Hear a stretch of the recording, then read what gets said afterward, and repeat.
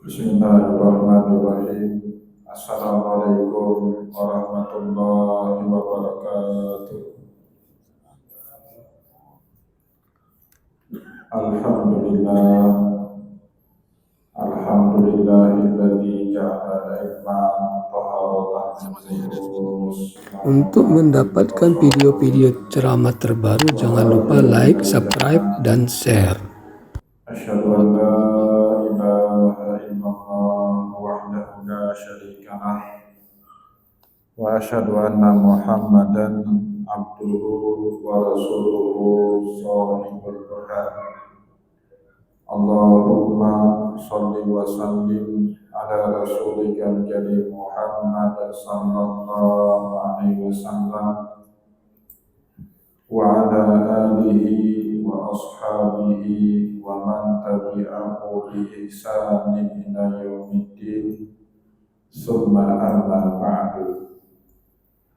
Puji dan syukur senantiasa dan tidak pernah bosan-bosannya kita panjatkan kehadiran Sang Maha Pencipta Allah Subhanahu wa Ta'ala, di mana dengan limpahan karunia-Nya, rahmat-Nya, hidayah-Nya, serta anugerah-Nya kepada kita semua, kita kembali masih diberi kesempatan, kesehatan, dan usia panjang oleh Allah untuk sama-sama dan senantiasa mengabdikan diri kita di jalannya dengan menjalankan segala perintahnya dan menjauhi semua larangannya. Salawat dan salam juga tidak pernah lupa pula kita haturkan kepada junjungan Allah Nabi besar Muhammad sallallahu alaihi wasallam, di mana beliau telah bersabda dalam sebuah hadis, khairukum man ta'allama al-Qur'ana wa 'allamah. Sebaik-baiknya kalian adalah seseorang yang mau mempelajari Al-Quran dan mengajarinya kembali kepada orang lain. Bapak Ibu kaum muslimin dan muslimat, jamaah pengajian yang dimuliakan oleh Allah, moga-moga pertemuan kita pada kesempatan malam ini menjadi wasilah bagi kita semua, dijadikan manusia terbaik yang mau mempelajari Al-Quran dan juga terus mengajarinya kembali kepada saudara-saudara kita yang belum berkesempatan hadir pada malam yang mulia ini. Amin ya rabbal alamin. Bapak Ibu kaum muslimin dan muslimat, jamaah pengajian yang dimuliakan oleh Allah, insyaallah pada kesempatan malam ini kembali kita akan melanjutkan pengajian tafsir kita dengan kitab Tafsir Al-Qur'anil Azim karya Imam Ibnu Katsir rahimahullahu ta'ala anhu.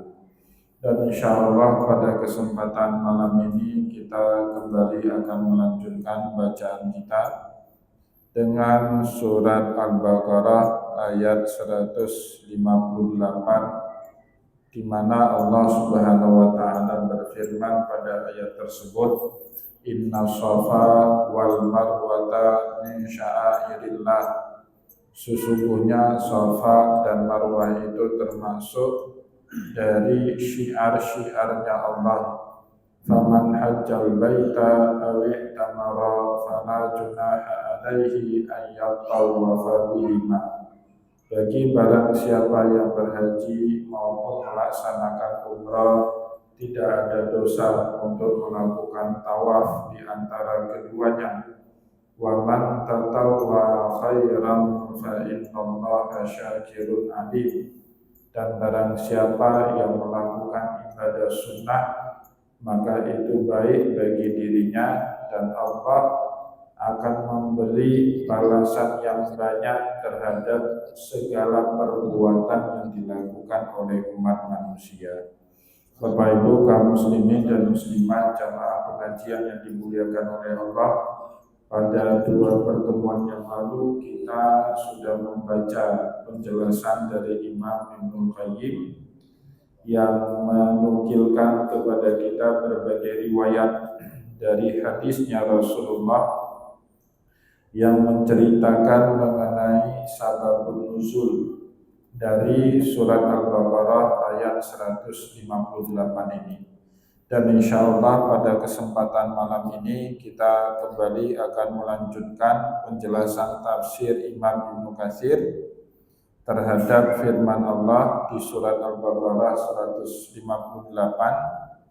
Kali ini kita akan membahas maksud daripada kata Allah min sya'airillah, bahwasanya Bukit Safa dan Marwah itu termasuk dari syiar-syiarnya Allah.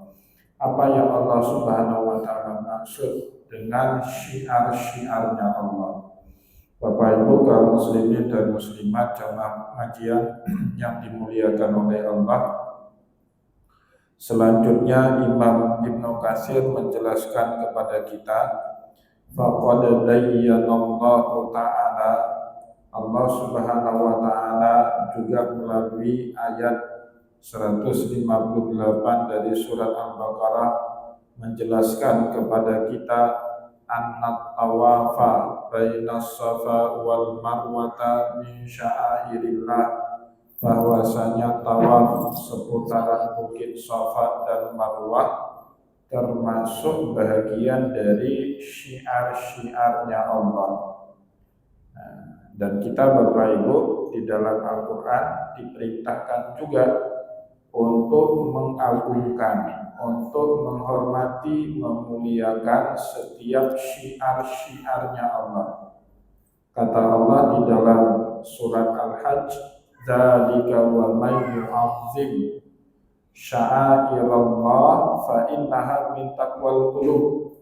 Dan itulah bagi barang siapa saja yang mengagungkan, memuliakan, menghormati syiar-syiarnya Allah, dan itu termasuk dari ketakwaan kalbu umat manusia kepada Allah. Maka kita dituntut, ada tuntunan di dalam syariat untuk kita muliakan apapun yang dimuliakan oleh Allah.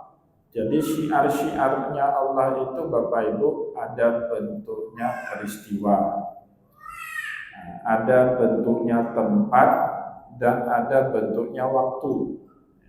Contoh Bapak Ibu, bentuknya waktu, Allah Subhanahu wa taala menyebut di dalam Al-Qur'an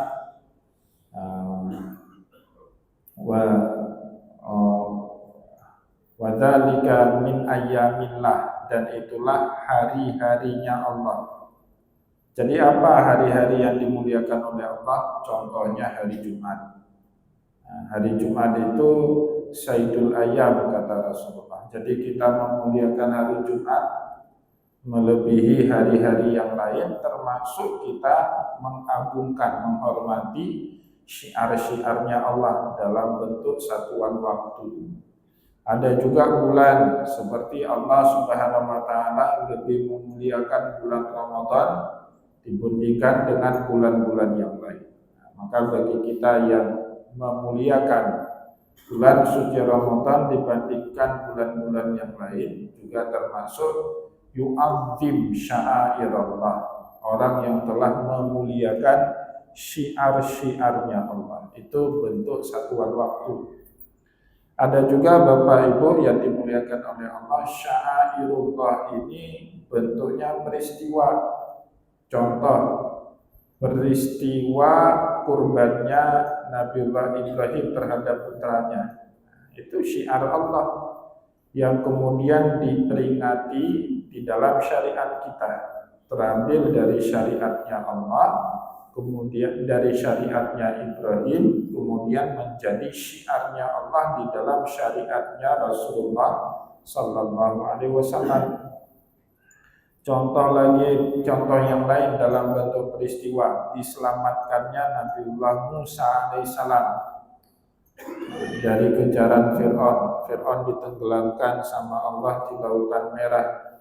Kemudian Bani Israel untuk menghormati hari itu berpuasa.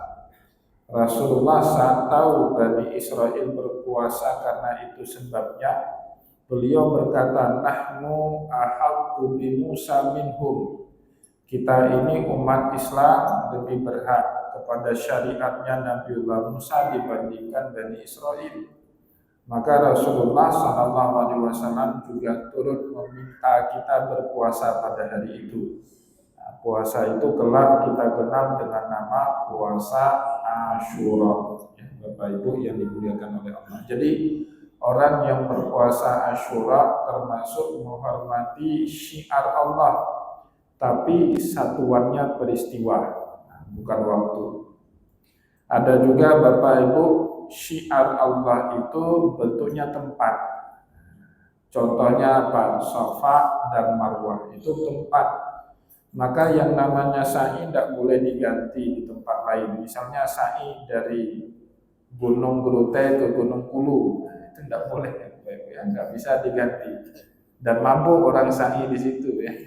Jauh sekali perjalanannya, nggak bisa kita ganti. Memang tempatnya itu di Safa dan Marwah.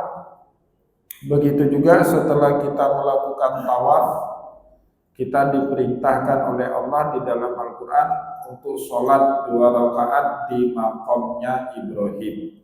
Wattakhidhu min maqami Ibrahim musalla. Maka tidak bisa kita ganti syariatnya dengan yang lain karena itu bahagian daripada sya'airullah. Jadi di dalam Al-Quran sya'airullah itu Bapak Ibu bentuknya 3. Ada dalam bentuk satuan waktu, ada bentuknya satuan peristiwa, dan juga ada bentuknya satuan tempat. Ya, 3-tiganya kalau itu dihormati dan dimuliakan oleh Allah, maka kita juga umat Islam, orang yang beriman, wajib juga memuliakannya sebagaimana Allah Subhanahu wa Ta'ala memuliakan syiar-syiarnya Allah. Nah, oleh karena itu Imam Ibnu Katsir selanjutnya juga menjelaskan kepada kita mimma syara Allah Ta'ala li Ibrahim al-Khalil fi manasikil haji. Yang berkaitan dengan Safa dan Marwah itu pertama sekali syiar Allah yang ia syariatkan kepada Al-Khalil, yaitu Nabiullah Ibrahim alaihi salam. Ya, sebutan Allah Subhanahu wa Ta'ala kepada Nabiullah Ibrahim apa? Khalilullah. Jadi Nabiullah Ibrahim itu punya panggilan Khalilullah, ya, kekasihnya Allah Subhanahu wa Ta'ala. Nah, itu pertama sekali Allah Subhanahu wa Ta'ala turunkan syariatnya pada Nabiullah Ibrahim, dan beliaulah yang pertama sekali melakukan sa'i di antara Safa dan Marwah dalam pelaksanaan ibadah hajinya. Nah, belakangan baru kemudian kita mengikuti karena dicontoh oleh Rasulullah di dalam syariatnya beliau. Jadi Rasulullah mencontohkan kepada kita ulang hajinya Nabiullah Ibrahim untuk kita lakukan di dalam syariatnya kita. Bapak Ibu yang dimuliakan oleh Allah, haji umrah yang kita laksanakan hari ini itu bentuk pengulangan dari manasikul haji dan umrah di dalam syariatnya Nabiullah Ibrahim alaihissalam. Jadi syariat haji pertama sekali sudah dilakukan oleh Ibrahim. Kemudian dengan berjalannya waktu di dalam syariat itu banyak sekali pelencengan, banyak sekali pemutar balikan yang tidak sesuai dengan syariatnya Nabiullah Ibrahim. Maka diluruskanlah kembali oleh Nabi Muhammad sallallahu alaihi wasallam, wabil khusus dalam peristiwa haji wada. Waqad taqaddama fi hadisi Ibni Abbasin anna dzalika ma'khuzun minat tatawuf hajara wa tardadaha baina Safa wal Marwah. Dan sudah kita baca penjelasan sebelumnya di dalam hadis sahabat Rasulullah Abdullah bin Abbas bahwasanya keaslian pelaksanaan sa'i di antara Safa dan Marwah itu makhuzun, terambil dari tawafnya Hajar, watar dadaha, dan bolak-baliknya Sayyidah Hajar dari Safa dan Marwah fi talabil ma'i li waladiha, pada saat dia mencari air kepada anaknya, yaitu Ismail alaihi salam. Jadi Safa dan Marwah itu syiarnya Allah dalam bentuk satuan tempat, tetapi perjalanan orang bolak-balik dari Safa dan Marwah itu syiarnya Allah memperingati peristiwanya Sayyidah Hajar alaihissalam. Jadi ada dua sekaligus di situ Bapak Ibu, tempat dan kemudian juga peristiwa itu. Nah, ada dua. Pertama tempatnya memang syiarnya Allah, kemudian peristiwanya juga termasuk bagian daripada syiarnya Allah Subhanahu wa taala. Kita tahu semua Bapak Ibu kisahnya setelah Ismail 2 minggu lahir, di mana pada saat itu Ibrahim kasih sayangnya itu tercurahkan penuh kepada putranya Ismail. Lama dia tunggu tidak punya keturunan. Setelah lahir Ismail, wajarlah Ibrahim kurang perhatian, bahkan untuk istri pertamanya. Istri pertamanya jadi korban, Siti Sarah. Oleh sebab itulah kemudian Sarah termakan cemburu. Perempuan itu Bapak Ibu kalau sudah cemburu, akal sehatnya nggak jalan. Bahkan kita sering dengarkan suami dibunuh sama istri pertamanya gara-gara termakan api cemburu. Baru-baru ini saya baca di koran Pak, ada suami dipotong, mohon maaf, kemaluannya sama istri pertama. Itu perempuan kalau sudah termakan api cemburu, bahkan nyaris nggak waras Bapak Ibu. Siti Sarah juga mengalami peristiwa yang sama. Dia minta Ibrahim menceraikan istri keduanya. Padahal dulu yang suruh menikah dengan Hajar Siti Sarah. Tapi ya tentu permintaan itu ditolak mentah-mentah sama Ibrahim. Akhirnya Siti Sarah nego sama suaminya Ibrahim. Boleh kamu tidak ceraikan dia, tapi kau buat lukalah wajah dia supaya dia nggak cantik lagi. Buat berdarah wajah dia. Maka kemudian Nabiullah Ibrahim pun berusaha membuat luka di wajahnya Hajar. Dibolongkanlah telinganya Pak, ditindik kemudian dengan anting-anting.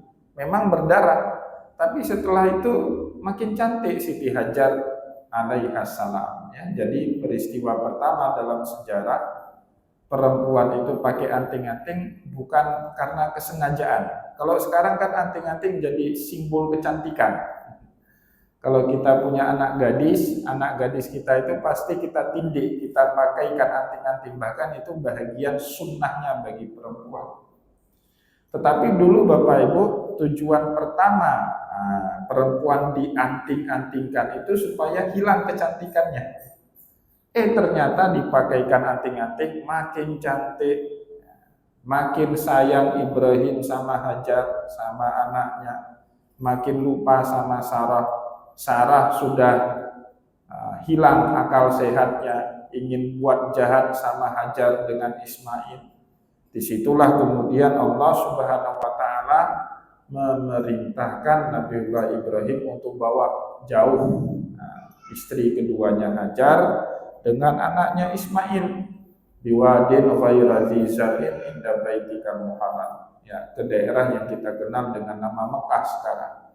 Jauh sekali. Nabiullah Ibrahim tempat tinggalnya Bapak Ibu di Madinatul Khalil. Orang Arab nyebutnya Madinatul Khalil. Orang Yahudi nyebutnya Hebron, kota Hebron, dekat dengan Baitul Maqdis. Di situ Nabiullah Ibrahim bertempat tinggal, dekat dengan Baitul Maqdis di Palestina. Pergi Nabiullah Ibrahim, bawa Hajar, bawa Ismail, ditaruh, dibiarkan, dibuat bedeng dikit, ditinggalkan di bedeng itu. Nabiullah Ibrahim balik ke Hebron sana, perjalanan kaki. Coba Bapak Ibu bayangkan dulu perjalanan di gurun, nggak ada orang Pak, sepi, sunyi, ditinggalkan seperti itu. Maka kita nggak bisa bayangkan betapa sedihnya Hajar, baru melahirkan 2 minggu. sudah dibawa jauh sama suaminya biwadin ghairi zar'in inda baitikal muharram. Ya, lima nafada ma'uha wa zaduha. Tentu saat Nabiullah Ibrahim tinggalkan Hajar dengan Ismail bukannya tanpa bekal, bukannya tanpa air, bukannya tanpa makanan, ada tentunya bekal makanan, bekal minuman, ya. Tetapi bekal makanan dan minuman itu kan berbatas waktu, Bapak Ibu. Apalagi daerah itu tandus, nggak bisa ditumbuhi apapun. Nah, pada saat nafada ma'uha wazaduha, bekal makan dan minum yang disimpan sama Ibrahim buat Hajar dan Ismail habis, disitulah muncul kegelisahan seorang ibu, ya, akan ancaman kepada anaknya. Hina tarakahuma Ibrahim alaihi salam, ketika duanya ditinggalkan seperti itu saja oleh suaminya Nabiullah Ibrahim alaihi salam. Hunalika laisa indahuma ahadun minan nas, dan saat itu di tempat itu Bapak Ibu tidak ada orang lain kecuali mereka berdua saja. Berhari-hari itu, malam itu berdua, siang seperti itu, ya. Kita nggak bisa bayangkan. Sekarang aja kalau kita sendiri di hotel, Pak, misalnya di Tower Zamzam, sendiri kita di hotel, seram juga, Pak, sendiri kan. Itu di hotel, apalagi ini di kota, Pak, bukan di hotel, sendiri. Malam seperti itu, siang juga seperti itu, ya. Tidak terbayangkan lah oleh kita betapa gelisahnya Hajar pada saat itu, tapi dia patuh karena Nabiullah Ibrahim alaihissalam memberitahu kalau itu adalah perintahnya Allah Subhanahu wa Ta'ala. Nah, maka kita tidak cocok tinggal di zaman itu. Kalau kita kan udah ceraikan saya, apa perintah-perintah Allah? Kamu memang bangsat, suami bangsat, gak bertanggung jawab, ceraikan saya, ngapain kamu buang saya ke tempat jauh? Kan kita gitu, Pak, di zaman sekarang. Nah, di zaman dulu mereka patuh betul saat suaminya berkata ini adalah bagian dari perintah Allah Subhanahu wa Ta'ala. Falamma khafatil di'atu ala waladiha unadika wa nafada ma indaha qamat tatlubul ghausa minallahi azza wa jalla. Pada saat kekhawatirannya Hajar memuncak, apalagi bisa mengancam keselamatan jiwa anaknya, wa nafada ma indaha, sudah nggak ada lagi bekal makan dan minum, qamat, maka Sayyidah Hajar alaihas salam bangun berdiri, tatlubul ghausa minallah, dia bermunajat minta diturunkan air oleh Allah Subhanahu wa Ta'ala. Falamma tazala tardada fi hadhil biq'atul musyarrafah baina Safa wal Marwah mutazallilatun khaifatun wajillatun muttaridatun faqiratun ilallahi azza wa jalla hatta kasyafallahu qurbataha. Pada saat Sayyidah Hajar radhiyallahu anha atau alaiha salam, ya, berada di tempat mulia itu, fil biq'atil musyarrafah, ya, termasuk tempat yang mulia. Walaupun sa'i itu Bapak Ibu awalnya tidak dihitung lagi bahagian daripada Masjidil Haram, ya, tetapi itu tempat yang dimuliakan oleh Allah, ya, dalam keadaan mutazallilatun, penuh dengan kerendahan hati, khaifatun, takut, wajillatun, hati yang berguncang, muttadarriratun, dan dalam keadaan yang tidak nyaman pikiran, faqiratun ilallah, betul-betul fakir, membutuhkan pertolongan kepada Allah, hatta kasyafallaha kurbataha, sehingga Allah Subhanahu wa Ta'ala mau mengangkat musibah bencana yang menimpa Sayyidah Hajar radhiyallahu atau alaiha salam, wa anisu gharbataha wa farraja syaddadataha, dibukakanlah kesempitan hidupnya, diangkat musibah yang ia alami, wa anba'alaha zamzama allati ma'uha ta'amun tu'mun. Maka kemudian Allah Subhanahu wa Ta'ala memuncratkan air, ya, bukan dari langit, bahkan Bapak Ibu, ya, yang diminta dari langit, tetapi yang terjadi dari kakinya Nabiullah Ismail alaihissalam. Nah, itu maknanya apa? Kita boleh berusaha, tetapi kadang-kadang rezeki itu tidak datang dari usahanya kita. Sayyidah Hajar berusaha cari air, tetapi ternyata air itu tidak berasal dari usahanya Sayyidah Hajar. Air itu munculnya dari telapak kakinya Nabiullah Ismail alaihissalam.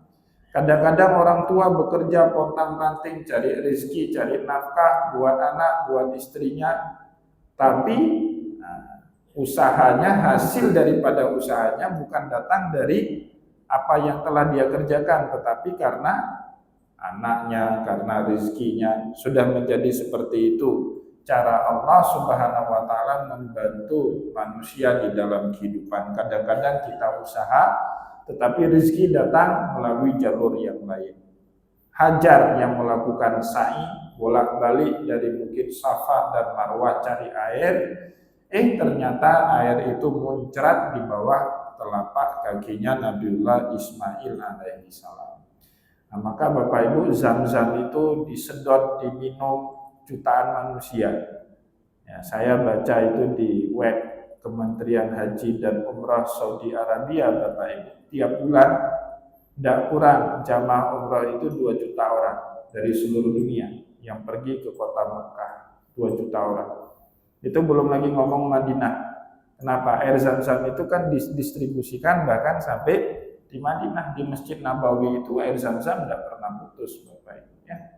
Kalau musim haji 6-7 juta orang pergi untuk melaksanakan ibadah haji. Semuanya rebutan air Zam-Zam. Semuanya bawa pulang air Zam-Zam. Bahkan kalau kita di sana mandi pun dengan air Zam-Zam. Minum kopi pun yang kita panasin air Zam-Zam. Tapi air Zam-Zam itu tidak pernah kering, Pak. Sepanas-panasnya Arab Saudi. Kami tahun 2022 sama Pak Madia musim panas haji itu. Panasnya bukan seperti panas Indonesia 36 derajat. Sampai suhunya 48 bahkan bisa 50 derajat kalau di siang hari. Ya, seharusnya sumur udah kering. Kita kena angin itu, Pak, seperti api, uap api yang dibakar ke muka kita, seperti itu. Di malam hari, bahkan di subuh hari, uap anginnya sepanas itu. Kalau kita kan musim panas boleh kemarau, tetapi subuh tetap dingin kan. Nah, biasanya subuh sejuk kita, Pak. Ini panasnya luar biasa. Tapi sumur Zam-Zam itu juga tidak kering. Maka waktu saya berkunjung ke Museum Mekah itu, Bapak Ibu, ada data di situ. Jadi sumur Zam-Zam itu di tahun 60-an atau 70-an pernah dipasangkan marmer di dinding-dindingnya supaya airnya bersih, tidak bercampur dengan tanah. Dulu sebelum tahun 70-an atau 80-an, dindingnya itu masih tanah, masih sumur. Jadi ketika ambil air, airnya masih ada campuran tanah, nggak sejernih sekarang. Ya. Maka pada saat dipasang itu, Pak, dinding itu kan air harus disedot dulu, dikeringkan dulu. Kalau nggak bisa dia pasang marmer di sekeliling dinding sumur itu, kecuali di tempat yang ada mata air. Yang jumlah mata airnya itu 16. Nah, di dalam sumur Zam-Zam itu jumlah mata airnya itu 16. Pompa air saya masih ingat betul, saya hafal angkanya. Menggunakan pompa air yang volume besar itu 278 pompa air untuk mengeringkan sumur Zam-Zam. Ya, dikerja 24 jam itu pompa airnya, Pak, dikuras sumur itu, tidak kering-kering. Sangat susah untuk membuat kering sumur Zam-Zam. Di situ saja sebenarnya sudah cukup menjadi mukjizat. Rumah kita misalnya di dekat sungai, ya. Orang tinggal di Pango, itu kan dekat sungai Pango. Sumurnya bisa kering, Pak, kalau musim kemarau. Sumur bisa kering.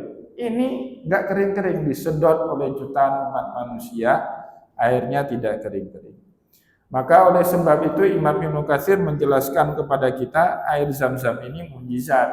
Ya, nggak mungkin ada air di gurun, tapi ya keluar dari kakinya Nabiullah Ismail alaihissalam. Ma'uha ta'amun tu'mun atau ta'amun tu'min. Airnya itu menjadi makanan yang mengenyangkan. Itu sabdanya Rasulullah. Ma'u Zamzam ta'amun tu'min liman syuribalahu. Air Zam-Zam bisa menjadi makanan yang mengenyangkan bagi mereka yang meminumnya. Nah, jadi mungkin Bapak Ibu perlu uji coba sekali. Kalau saya sudah pernah ngalami Pak, pergi haji pertama 2005 itu duit di dompet cuman $100 atau $70. $70 waktu itu tahun 2005 itu $1 sekitar Rp12.000 lah, lebih kurang. Jadi bawa duit cuma 70 atau $100, enggak lebih Pak. Sampai di sana beli kartu HP, beli makan, habislah bekal, enggak ada duit. Untung ada Baitul Asy, ada rumah tempat tinggal orang Aceh, aman lah di Mekah. Kami tinggal di Baitul Asy itu di lantai bawah, ada musala, disediakan tempat, disediakan kasur, disediakan selimut. Yang nggak disediakan makan, nggak disediakan. Nah, pernah saya itu Pak makan itu sehari sekali, yang lain minum air Zam-Zam sampai kenyang. Kalau pagi, itu tunggu di Masjidil Haram, banyak yang bagi makanan setelah sholat subuh, kami ikut antri di situ. Nah, setelah itu minum air Zam-Zam, tiap hari minum air Zam-Zam. Tapi berat badan tetap 100 kilo ke atas lah. Nah, itu pernah kami alami sampai 3 hari itu. Jadi air Zam-Zam itu mengenyangkan Pak. Kalau kita minum, kita niatkan itu untuk menjadi makanan betul-betul mengenyangkan. Nah, maka cobalah sekali Bapak Ibu iktikaf di Masjidil Haram seharian penuh, nggak makan, minum air Zam-Zam, insya Allah nggak akan naik lambungnya. Ya, bisa mengenyangkan makanan, ya, makanan yang mengenyangkan. Wasyifaun saqamin, dan juga menjadi obat bagi segala penyakit. Itu sabda Rasulullah, ma'u Zamzam dawaun likulli da'in. Air Zam-Zam itu bisa menjadi obat untuk segala penyakit. Ya, dianjurkan bagi kita yang sakit untuk banyak-banyak mengkonsumsi minuman atau air Zam-Zam. Fasa'i bainahuma yang bagi lahu ayyastahdira faqrahu wa zullatahu wa hajatahu ilallah. Maka orang yang sa'i Bapak Ibu di antara Safa dan Marwah harus punya kondisi batin yang sama seperti yang dicontohkan kepada kita oleh Sayyidah Hajar alaihassalam. Ya. Hajar itu saat sa'i penuh kegelisahan, harap-harap cemas, takut, khawatir, sedih tentang nasib dirinya, nasib anaknya, ditelantarkan sama Allah. Kenapa Allah tidak bantu? Butuh sekali dengan bantuan Allah. Orang yang sa'i, kondisi kebatinan seperti itu juga harus punya untuk melakukan sa'i, sehingga sa'i kita itu dapat Bapak Ibu nilai-nilai spiritualnya dapat seperti yang dilakukan oleh Sayyidah Hajar. Nah, maka orang yang sa'i Bapak Ibu tetapi dia tidak menghayati kondisi kebatinan Sayyidah Hajar, dia tidak mendapatkan makna dari pengerjaan sa'i yang dia lakukan. Insya Allah Bapak Ibu kaum muslimin dan muslimat yang dimuliakan oleh Allah, pada pertemuan yang akan datang kita akan lanjut kembali ya pengajian kita ini. Faman tatawwa'a khairan, akhir dari surat Al-Baqarah ayat 158. Apa yang dimaksud dengan tatawwu? Tatawwu itu sunnah. Apakah ada sa'i sunnah? Bagaimana caranya melakukan sa'i sunnah? Yang kita tahu yang ada adalah tawaf sunnah Bapak Ibu ya. Tawaf sunnah ada. Bapak Ibu mau tawaf sebanyak apapun bisa, tapi tetap 7 kali putaran. Sa'i sunnah apakah ada? Karena ayat ini berbicara tentang sa'i, tapi ditutup dengan tatawwu. Faman tatawwa'a khairan. Barang siapa yang melakukan perbuatan sunnah itu baik. Sunnah apa yang dimaksud oleh Allah di dalam ayat ini? Insya Allah akan kita jelaskan pada pertemuan yang akan datang. Semoga apa yang kita sampaikan Bapak Ibu kaum muslimin dan muslimat pada pengajian malam ini bermanfaat kepada kita semua. Saya mohon maaf jika ada yang tidak berkenan. Wallahu muwaffiq ila aqwamit thoriq. Wa nasrun minallahi wa fadlun karim. Wassalamualaikum warahmatullahi wabarakatuh.